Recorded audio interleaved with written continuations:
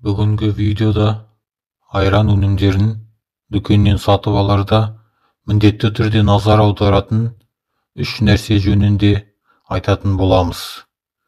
Арнаға тіркеліп, қоңырауша белгісін басып кетіңіздер.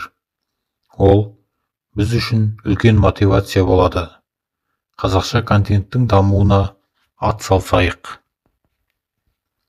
Айран қазақтардың ертеден бері келе жатқан ұлттық тағамдарының бірі.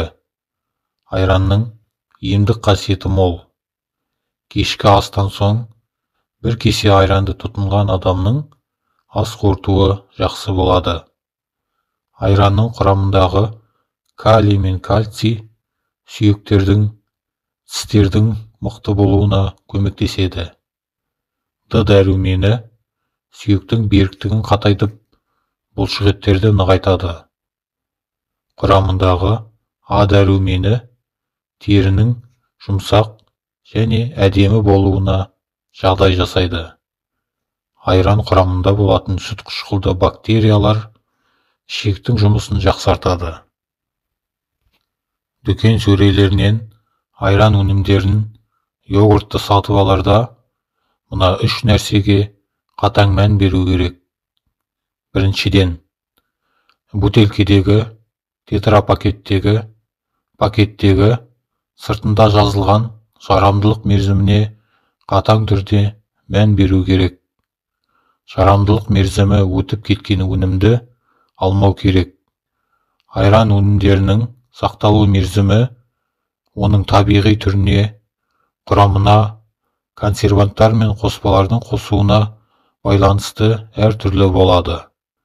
Консерванттар мен қоспалар көп қосылса, соғұрлым айран өнімдері ұзақ сақталады.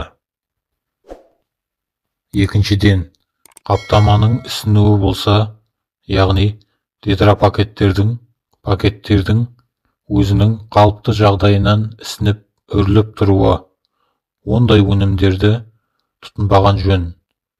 Кейбір жағдайларда сақталу мерзімі өтпеген, бірақ қорапшаның сырты ісініп тұрса, ондай өнімдер тасымалдау немесе сақтау температурасы бұзылған жағдайда болады. Ол өнімдерді пайдаланбау керек. Олардың сақталу температурасы -2 мен +3 аралығында болуы керек. Ондай температура сақталмаса, ішіндегі сүт қышқыл бактериялары бұзылады, ашу процесі жүреді. Адамға пайдасын тигізудің орнына зиянын тигізіп, асқазан ішек жолының бұзылыстарына, ас токсикалық улануларға алып келеді.